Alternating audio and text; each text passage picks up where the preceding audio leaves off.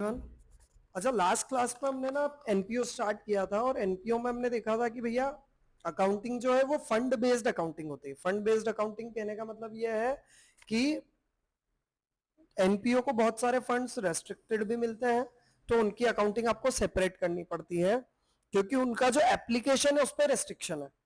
जैसे कल ही हमने लास्ट लेक्चर में देखा कि भैया बिल्डिंग फंड आया तो वो बिल्डिंग के लिए यूज होगी, टूर्नामेंट फंड आया तो टूर्नामेंट के लिए, प्राइस फंड आया तो प्राइस के लिए, और जो भी फंड बचा हुआ है जो आपने यूज नहीं किया वो आपकी लाइबिलिटी है क्योंकि उसका आपको उसके एप्लीकेशन पे अभी रेस्ट्रिक्शन लगा हुआ है ना। तो fund based accounting last lecture में आपको समझ में आई। आज हम ना फाइनल अकाउंट्स ऑफ एनपीओ में पहला जो फाइनल अकाउंट है रिसीट एंड पेमेंट वो समझेंगे। रिसीट एंड पेमेंट क्या है? Receipt and payment is a summary of cash book. भैया कैश बुक की समरी मतलब जितना भी कैश बुक में ट्रांजेक्शन हुआ उसकी समरी। समरी मतलब कि जैसे सब्सक्रिप्शन, मेंबर सब्सक्रिप्शन क्या होता है? जो भी एनपीओ के मेंबर है उनसे ईयरली एक फिक्स्ड सब्सक्रिप्शन लिया जाता है ना। उनसे एक ईयरली सब्सक्रिप्शन है, वो हर मेंबर क्या एक ही डेट में दे देता है कि अलग अलग डेट में देता है? तो जब भी वो देगा कैश बुक में तो तब एंट्री होती है। तो समरी में क्या होता है? सभी सब्सक्रिप्शन का टोटल, तो समरी। तो these are the features of receipt and payment. सबसे पहले तो इसमें ओपनिंग बैलेंस होता है। ओपनिंग बैलेंस में कैश भी हो सकता है और बैंक दोनों हो सकते हैं, दोनों हो सकते हैं। सारे जितने भी पैसा आया वो डेबिट हो जाएगा, जितने भी पैसे पे हुए वो क्रेडिट हो जाएंगे। चाहे वो रिवेन्यू नेचर की रिसीट है, चाहे वो कैपिटल नेचर की रिसीट है, चाहे वो रिवेन्यू नेचर का पेमेंट है, चाहे वो कैपिटल नेचर का पेमेंट है, सभी आएंगे। चाहे वो करंट पीरियड से रिलेटेड है, प्रीवियस पीरियड से रिलेटेड है या फॉलोइंग अकाउंटिंग ईयर से रिलेटेड है, सभी आएंगे। यहां पे नॉन कैश आइटम रिकॉर्ड नहीं होता, it does not record the non cash, जैसे depreciation, provision for doubtful debt, provision for discount, वो यहां रिकॉर्ड नहीं होंगे। It ends with closing balance. इसका एंडिंग किससे होगा? Closing balance of cash in hand and cash at bank. ठीक है, तो इसका फॉर्मेट कैसा होगा? जस्ट लाइक कैश बुक, बस डेट कॉलम और वो लेजर फोलियो कॉलम नहीं होगा, है ना। डेट का इसलिए नहीं होगा ना, इट इज अ समरी। हर जो भी रिसीट आई वो तो अलग अलग डेट में आई, यहाँ पे तो हम टोटल दिखा रहे हैं ना, डेट कैसे लिखेगा? ये तो एज ऑन डेट बनता है, फॉर द पीरियड एंडेड बनता है एक पर्टिकुलर। तो भैया रिसीट एंड पेमेंट अकाउंट, तो रिसीट एंड पेमेंट अकाउंट का फॉर्मेट क्या होता है? फॉर्मेट ये होता है, सबसे पहले तो रिसीट साइड में बैलेंस ब्रॉट डाउन, कैश और बैंक, और क्रेडिट साइड में भी हो सकता है। कैसे हो सकता है? अगर बैंक ओवरड्राफ्ट है तो जितनी भी रिसीट्स है वो डेबिट हो जाएगी, जितने भी पेमेंट्स है वो क्रेडिट हो जाएंगे, और लास्ट में बैलेंस बचेगा कैश और बैंक का, या फिर ओवरड्राफ्ट है तो डेबिट में बैलेंस आ जाएगा। That's it, it is just like cash book, there is no nothing else. कोई भी लोड नहीं लेना है, जितना भी पैसा आया वो डेबिट, जितना भी पैसा गया वो क्रेडिट, चाहे वो करंट पीरियड का है, प्रीवियस पीरियड का है, कोई से भी पीरियड का है, वो सब यहां एंट्री हो जाएगी। ठीक है, तो कुछ भी दिमाग नहीं लगाना, बस रिसीट और पेमेंट देखना है, चाहे वो कैपिटल नेचर का है, वो रेवेन्यू नेचर का है। क्वेश्चन कर सकते हैं इजी सा। ये क्वेश्चन है illustration 1, just a simple plain vanilla question, ये आएगा नहीं। आते कैसे क्वेश्चन है? इनकम्प्लीट इंफॉर्मेशन वाले, जहां इनकम एंड एक्सपेंडिचर दे रखा होगा और रिसीट एंड पेमेंट बनाओ, है ना। तो जनरली ऐसे डायरेक्ट क्वेश्चंस नहीं आते हैं, फिर भी रिसीट एंड पेमेंट कैसे बनाते हैं ये देख लेते हैं हम। तो डेबिट साइड कौन सी होगी? Receipt side. और क्रेडिट साइड कौन सी होगी? Payment side.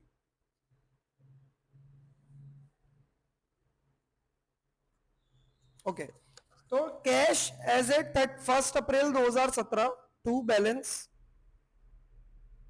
ब्रॉट डाउन 1025 का बैलेंस है कैश का।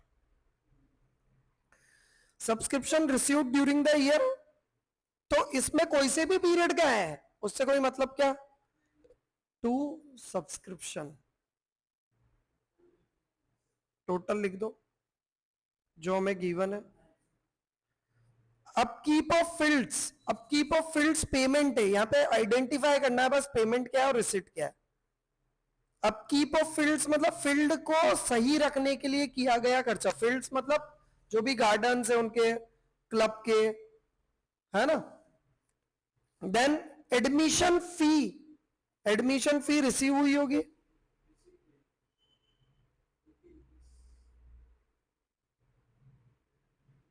सैलरीज क्या होगी, कुछ नहीं बोला है तो। एनपीओ को कौन सैलरी देगा भाई, है ना। ये भी एक कॉमन सेंस हो सकता है, मतलब एनपीओ को मिलेगी तो ही नहीं ना, वो कहां से लेगा, देगा ही। ड्रामा एक्सपेंस, एक्सपेंस ही है ये तो।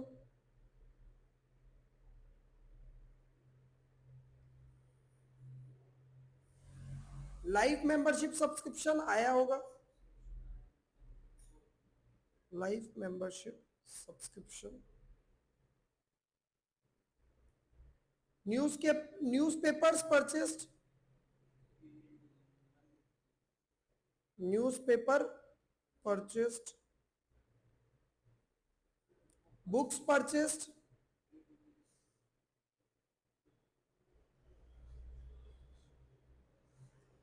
Subscription for tournament received,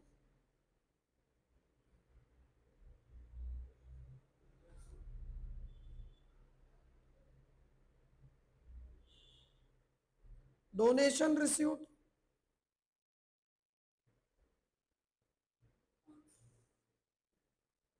municipal taxes,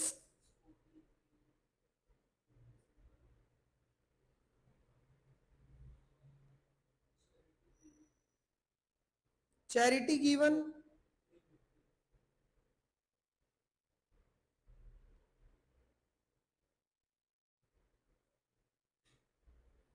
cell of old newspaper,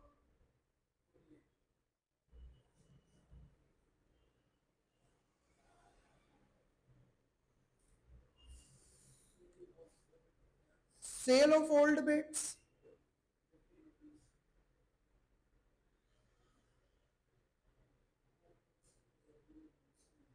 12% general investment, ये हमने किए होंगे।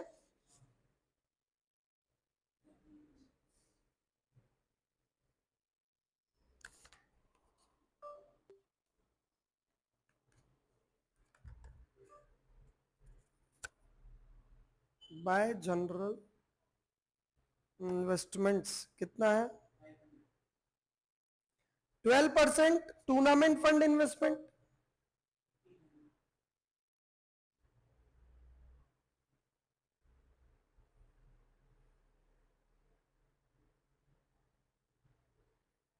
Tournament expenses,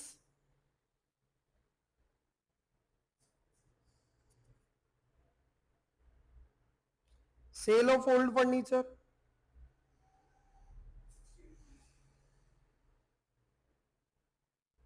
bats and balls purchased,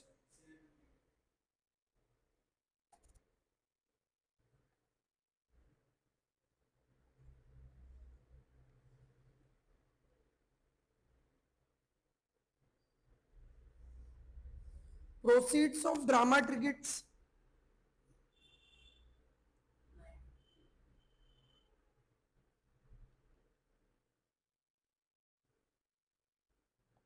interest on investment received,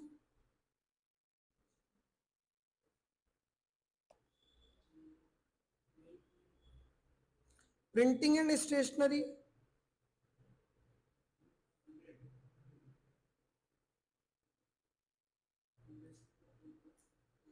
interest on 12% in tournament fund,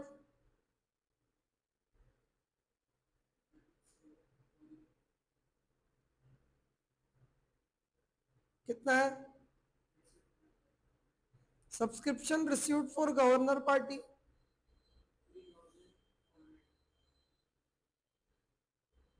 furniture 250, total of both the sides कर लेंगे और balance निकाल लेंगे। तो हमारा टोटल कितना हुआ 9920, और जो बैलेंस आया वो कितना आ गया 3760, ये कैश बैलेंस है ना। तो ये हमारा नॉर्मल एक रिसीट एंड पेमेंट अकाउंट बन गया। बट क्वेश्चंस ऐसे नहीं आते हैं, वो आते हैं इनकम्प्लीट क्वेश्चन, जहाँ पे इनकम एंड एक्सपेंडिचर गिवन है, एडिशनल इंफॉर्मेशन गिवन है, आप फाइंड आउट कर लो रिसीट कितनी और पेमेंट कितना है ना। तो income and expenditure account, income and expenditure account is just like trading P and L, trading account and P and L account. ठीक है, ये जैसा ट्रेडिंग पी एंड एल बनाते हैं वैसे ही इनकम एंड एक्सपेंडिचर अकाउंट है। इसमें भी हम क्या दिखाते हैं, वही प्रॉफिट और लॉस कितना हुआ, बट उसका नाम क्या हो जाता है, प्रॉफिट की जगह सरप्लस और लॉस की जगह deficit. Features of income and expenditure account क्या है, तो it is debited with expenses and losses, credited with income. इसमें सारे खर्चे डेबिट हो जाते हैं, लॉस डेबिट हो जाते हैं और क्रेडिट हो जाती है income. It records only those income expense and losses which are of the revenue nature, capital nature की रिसीट और पेमेंट्स यहां नहीं आती है। और ये ओनली करंट अकाउंटिंग पीरियड के ही खर्चे इनकम्स को बुक करता है। ये नॉन कैश आइटम्स को भी बुक करता है, जैसे depreciation, provision for doubtful debt. इसमें at the end of the period पे नेट सरप्लस और नेट डेफिसिट बचता है, जो कि कैपिटल फंड में ट्रांसफर हो जाता है। जो कहां ट्रांसफर हो जाता है, जिसे हम जनरल फंड भी बोलते हैं। क्या बोलते हैं, ठीक है। तो income and expenditure is just like trading period, है ना। तो इनकम एंड एक्सपेंडिचर अकाउंट का फॉर्मेट देख लेते हैं। तो ये इनकम एंड एक्सपेंडिचर अकाउंट है, जिसमें डेबिट में सारे खर्चे आ जाएंगे और क्रेडिट में सारी इनकम्स आ जाएगी। तो यहाँ पे भी ना, जैसे हमने फाइनल अकाउंट्स में एडजस्टमेंट किए थे, एक्रूड, अनअर्न्ड, प्रीपेड, आउटस्टैंडिंग, वो सारे एडजस्टमेंट यहाँ भी करने पड़ेंगे। तो वो हम एडजस्टमेंट देख लेते हैं ना। और इनकम एंड एक्सपेंडिचर कैसे बनेगा, वो तो नॉर्मल है भैया, ट्रेडिंग पी एंड एल जैसे ही है। डेबिट में सारे खर्चे ट्रांसफर हो जाएंगे और क्रेडिट में सारी इनकम ट्रांसफर हो जाएगी, है ना। अकाउंट में आप ट्रेडिंग अकाउंट भी अलग से बना सकते हो।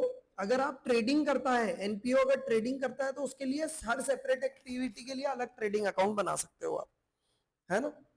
एनपीओ की ना मेजर सोर्स ऑफ इनकम क्या होती है, तो सबसे पहला सोर्स होता है जो रेगुलर आता है, जो कि डोनेशन नहीं है, इट इज सब्सक्रिप्शन। सब्सक्रिप्शन क्या है, जो रेगुलर बेसिस पे मेंबर्स हर साल देते हैं, वो देना ही है उनको अगर मेंबर रहना है तो वो किसी डोनेशन पे डिपेंडेंट नहीं है, सब्सक्रिप्शन पे डिपेंडेंट है। वो सब्सक्रिप्शन एक ऐसी इनकम है जिसे अक्रूवल कॉन्सेप्ट पे बुक किया जा सकता है। देखो, डोनेशन को अक्रूवल कॉन्सेप्ट पे बुक नहीं कर सकते। क्यों नहीं कर सकते, क्योंकि अक्रूवल तो वो है ना जो इनकम है लेकिन आया नहीं है, अक्रूड हो चुका है। बट डोनेशन तो जो इनकम का कॉन्सेप्ट क्या बोलता है, रेवेन्यू रिकॉग्निशन का कॉन्सेप्ट बोलता है कि रेवेन्यू तभी बुक होगा जब सर्टेन हो जाए कि आ जाए।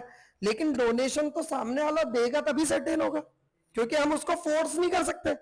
तो इसलिए सब्सक्रिप्शन को जो है वो एक्रूवल कॉन्सेप्ट पे रिकॉर्ड किया जा सकता है। मतलब कि अब मान लो मेरे 100 मेंबर है, 100 मेंबर से मैं 500 रुपए लेता हूं। एनपीओ के 100 मेंबर है और हर मेंबर से ईयरली हम 500 रुपीज लेते हैं। तो 100 इंटू 500, करंट ईयर की इनकम कितनी बुक हो जाएगी, 50,000। अब आए नहीं आए, कितने आए वो नहीं पता अभी। पहले हम इनकम एंड एक्सपेंडिचर बनाते टाइम कितनी इनकम बुक करेंगे, 50,000। अब मान लो 20 मेंबर ऐसे हैं जिन्होंने पैसे अभी नहीं दिए हैं, तो रिसिट में 40,000 ही आएंगे, रिसिट एंड पेमेंट जब बनाएंगे। लेकिन इनकम एंड एक्सपेंडिचर में कितना आएगा, 50,000। और जो 10,000 रुपए नहीं आए हैं, वो हम आउटस्टैंडिंग सब्सक्रिप्शन, मतलब जो आना बाकी है, वो असेट में शो कर देंगे। तो मतलब कि सब्सक्रिप्शन की जो इनकम है एक रेवेन्यू रिसीट है, it is a revenue receipt. और ये कहां जाती है, इनकम एंड एक्सपेंडिचर में जाती है। बट सब्सक्रिप्शन में अगर पीरियोडिकल सब्सक्रिप्शन है तो ही रेवेन्यू रिसीट है। मतलब कोई पर्सन आया बोले मैं तो एक साथ दूंगा सब, तो बहुत सारे एनपीओ लाइफ मेंबरशिप सब्सक्रिप्शंस भी चलाता है कि भैया एक ही बार देते तो 10,000 रुपए, बात खत्म। 20 साल की 500 रुपए के हिसाब से 20 साल का सब्सक्रिप्शन ले लिया उससे हमने। तो 20 साल कहने का मतलब ये नहीं आपको को जीवन भर ही नहीं देना, उसने 20 साल का एक साथ भी तो दिया है, उसका ब्याज गिने तो वो वैसे भी ज्यादा आ रहा है, समझ में आ रहा है।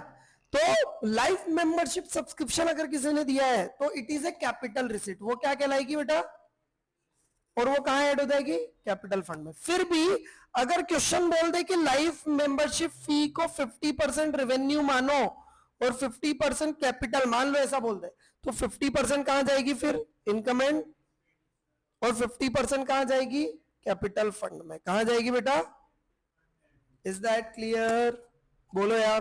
तो जैसा क्वेश्चन बोल रहा है पहले तो वो देख लो, और क्वेश्चन कुछ नहीं बोल रहा है तो लाइफ मेंबरशिप फी को क्या मानना है, कैपिटल रिसीट, और कहां ले जाना है, कैपिटल फंड में। और सब्सक्रिप्शन को कहां ले जाना है, इनकम एंड एक्सपेंडिचर में।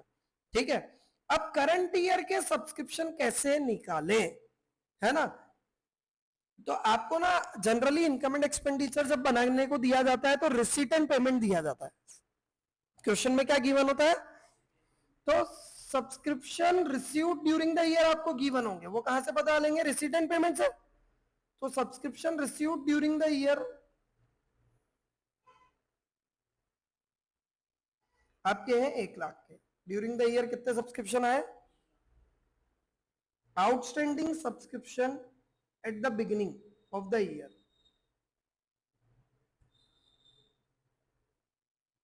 10,000। Outstanding subscription at the end of the year दे रखे हैं 20,000। तो मुझे बताओ करंट ईयर की income from subscription, income from subscription कितनी होगी? कैसे? एट द और एट द एंड। तो आंसर सॉल्यूशन बेटा 1,00,000 रुपए जो आए वो करंट ईयर में है। पिछले साल कितना आना बाकी था जो कब आ गए होंगे? तो 1,00,000 में से 10,000 कौन से? तो बचे कितने इस साल के? अब ईयर एंड पे जो आना बाकी है वो हम क्या मानेंगे? करंट ईयर के। तो 90 प्लस तो कितने रुपए हमारी इनकम होगी? 1,10,000। तो इसको अगर आप स्टेटमेंट के फॉर्म में निकालोगे, फर्स्ट ऑप्शन है स्टेटमेंट बना लो। तो स्टेटमेंट में आप सब्सक्रिप्शन का एक स्टेटमेंट बनाओगे जिसमें subscription received during the year कितना है? 1,00,000। आउटस्टैंडिंग सब्सक्रिप्शन बिगिनिंग वाला जो करंट ईयर में आ गया होगा, हम यही अज्यूम करेंगे, कुछ नहीं बोला है तो। और आउटस्टैंडिंग सब्सक्रिप्शन कौन सा वाला? एंड वाला, वो क्या कर देंगे? तो 1,10,000 की हमारी करंट ईयर की। अगर आप इसको अकाउंट फॉर्मेट में करते हो तो आप सब्सक्रिप्शन अकाउंट भी बना सकते हो। तो सब्सक्रिप्शन अकाउंट में जो आना बाकी है वो असेट है कि लाइबिलिटी? पहले तो ये होता जो आना बाकी है। आउटस्टैंडिंग सब्सक्रिप्शन हमारे लिए क्या है? असेट का ओपनिंग कहां लिखते हैं? ये आउटस्टैंडिंग बिगिनिंग वाले हैं, वो यहां जाएगा। जो असेट की क्लोजिंग होती है वो कहां लिखते हैं? ये आउटस्टैंडिंग एंड वाले हैं। करंट ईयर में हमें जो सब्सक्रिप्शन है वो कितने रुपए आए भैया? तो 1,30,000 क्रेडिट का टोटल है। डेबिट में जो है वो income and expenditure balancing figure 1,20,000 minus 10, 1,10,000। ये इनकम फ्रॉम सब्सक्रिप्शन है, इनकम फ्रॉम सब्सक्रिप्शन। समझ में आ रहा है? बोलो यार, समझ में आ रहा है क्या? बोलो। तो अकाउंट फॉर्मेट में भी बना सकते हो, स्टेटमेंट फॉर्म में भी बना सकते हो।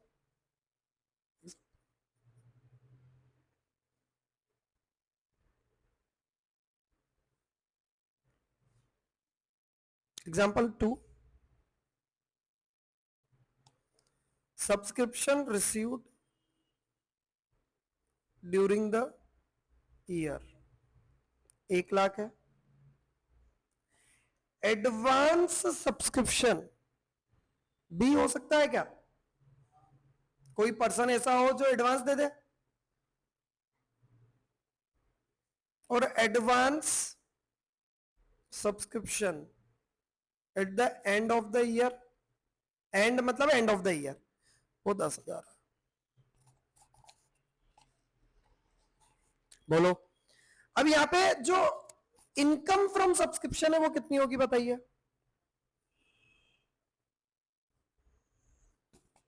इनकम फ्रॉम सब्सक्रिप्शन कितनी होगी?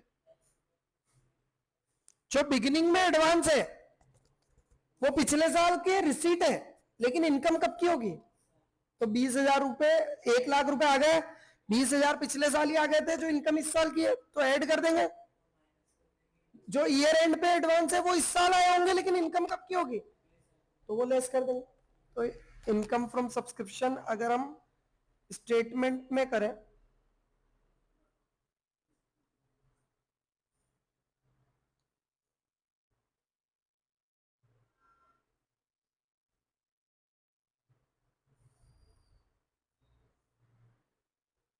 तो सबसे पहले subscription received during the year कितना है? 1,00,000। एडवांस सब्सक्रिप्शन जो बिगिनिंग में था वो करंट ईयर की इनकम होगी, हम अज्यूम करेंगे कुछ नहीं बोला है तो। अगर कुछ नहीं बोला है तो पूरी करंट ईयर का एडवांस है। अब इसमें ऐसा भी हो सकता है क्वेश्चन बोल दे कि इसमें से करंट ईयर का 10,000 ही है और उसके अगले साल का 10,000, ऐसा भी तो हो सकता है। कोई मेंबर 2 साल के एडवांस देते, तो फिर इस साल का ही ऐड करना है, ठीक है। और एडवांस सब्सक्रिप्शन एंड में जो है वो हम मानेंगे कि आया इस साल है लेकिन इनकम अगले साल की है, तो वो 1,00,000 में इंक्लूडेड है। बोलो यार, तो सब्सक्रिप्शन इनकम कितनी हो जाएगी हमारी? इनकम फ्रॉम सब्सक्रिप्शन कितनी हो जाएगी? ठीक है, अल्टरनेटिव 1। अल्टरनेटिव 2 आप सब्सक्रिप्शन अकाउंट बना लो। यहां पे भी ये एडवांस जो है लाइबिलिटी है, इट इज ए लाइबिलिटी। का ओपनिंग क्या लिखते हैं? बाय बैलेंस ब्रॉट डाउन कितना, और टू बैलेंस कैरिड डाउन कितना। सब्सक्रिप्शन रिसीव्ड हमारे कितने हुए? कैश और bank account debit to subscription, तो बाय कैश एंड बैंक 1,00,000 रुपए। टोटल कितना हुआ? 1,00,000 माइनस 10,000 कितना हो जाएगा? टू इनकम एंड एक्सपेंडिचर, ये करंट ईयर की इनकम हो जाएगी। इसे income and expenditure final accounts में कैसे शो करेंगे? करंट ईयर के फाइनल अकाउंट्स में इनकम एंड एक्सपेंडिचर के क्रेडिट में by subscription, income and expenditure के क्रेडिट में बाय 1,00,000, और बैलेंस शीट में क्या जाएगा? लाइबिलिटी में जाएगा ना बेटा एडवांस, तो वो भी कौन सा? क्लोजिंग वाला। पहले वाले क्वेश्चन में इनकम तो यही आएगी, और वो आउटस्टैंडिंग सब्सक्रिप्शन जो है वो असेट में जाएगी। आउटस्टैंडिंग इज ए असेट इस केस में, क्योंकि इनकम आउटस्टैंडिंग है और एडवांस इनकम है तो लाइबिलिटी। आ रहा है समझ में? क्या ये दोनों एक साथ हो सकते हैं, आउटस्टैंडिंग और एडवांस? कोई मेंबर एडवांस दे के जा सकता है और कोई मेंबर दे ना, तो दोनों हो सकते हैं, और दोनों बिगिनिंग और एंड दोनों में हो सकता है ना। तो जब ऐसा क्वेश्चन आ जाए तो क्या करेंगे? तो जो अभी हमने किया वही करना है। Subscription received during the year,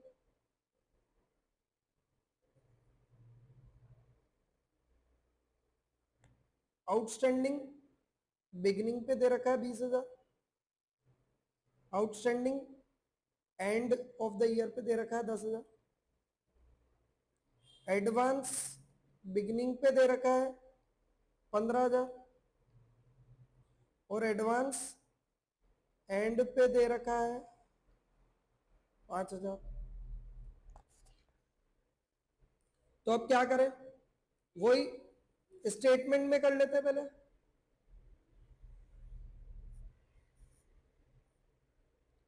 subscription received during the year कितना है? 1,00,000। सबसे पहले बात करते हैं आउटस्टैंडिंग जो बिगिनिंग में थे वो आए इस साल होंगे, लेस कर दूं।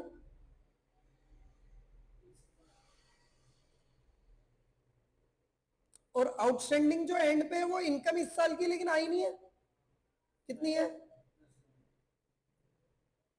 उसके बाद एडवांस बिगिनिंग में जो है, बिगिनिंग में जो है वो करंट ईयर की इनकम होगी 15,000, और जो एडवांस एंड पे वो आए इस साल है लेकिन इनकम कब की है, अगले साल की, वो लेस कर देंगे। आ रहा है समझ में? तो 25 ही ऐड हो रहा है और 25 ही लेस हो रहा है, तो इनकम तो भी 1 लाख की आ गई। इनकम फ्रॉम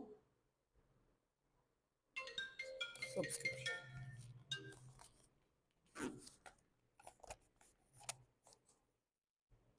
समझ में आ रहा है क्या? बोलो यार।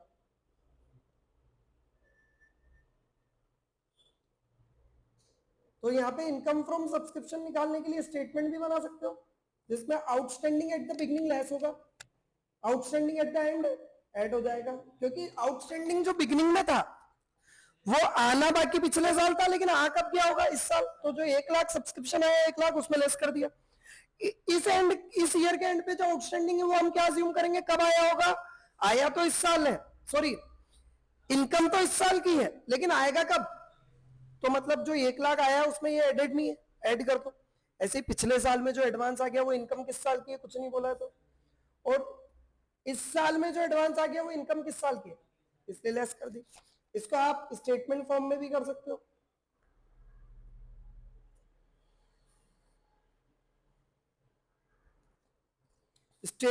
अकाउंट फॉर्म में।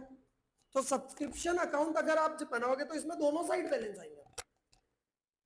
टू आउटस्टैंडिंग सब्सक्रिप्शन बिगनिंग वाला डायरेक्टली लिख लो, बैलेंस ब्रॉट डाउन मत लिखो। बिगनिंग में कितना था आउटस्टैंडिंग? 20,000 था। और एंड में कितना आउटस्टैंडिंग था?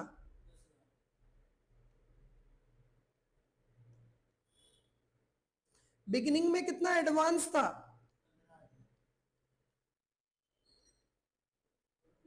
वो लाइबिलिटी है ना। देखो एडवांस सब्सक्रिप्शन लाइबिलिटी है, इसलिए बिगिनिंग में क्रेडिट में आई, और आउटस्टैंडिंग सब्सक्रिप्शन असेट, और असेट का ओपनिंग का होता है डेबिट में और क्लोजिंग होता है क्रेडिट में। फिर टू एडवांस सब्सक्रिप्शन एंड में कितना था? 5,000। फिर bye cash and bank current year में कितना रिसीव हुआ?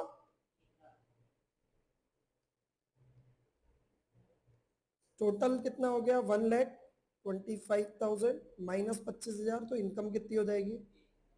To income and expenditure. इसको फाइनल अकाउंट्स में कैसे शो करेंगे भैया? तो फाइनल अकाउंट्स में इनकम एंड एक्सपेंडिचर में चले जाएगा 1 लाख, इनकम एंड एक्सपेंडिचर में कितना चले जाएगा हमारा? इनकम एंड एक्सपेंडिचर में चले जाएगा बाय सब्सक्रिप्शन, कितना हो गया? और बैलेंस शीट में दोनों साइड आएगा, जो एंड में एडवांस है वो हमारे लिए लाइबिलिटी है, और जो आउटस्टैंडिंग सब्सक्रिप्शन है हमारे वो असेट है। नेट करके नहीं दिखाना, दोनों अलग अलग चीज है। समझ में आ रहा है क्या? तो इसको फाइनल अकाउंट्स में ऐसे शो करेंगे एनपीओ को। ठीक है, कल के लिए कुछ क्वेश्चन होमवर्क दे देते हैं।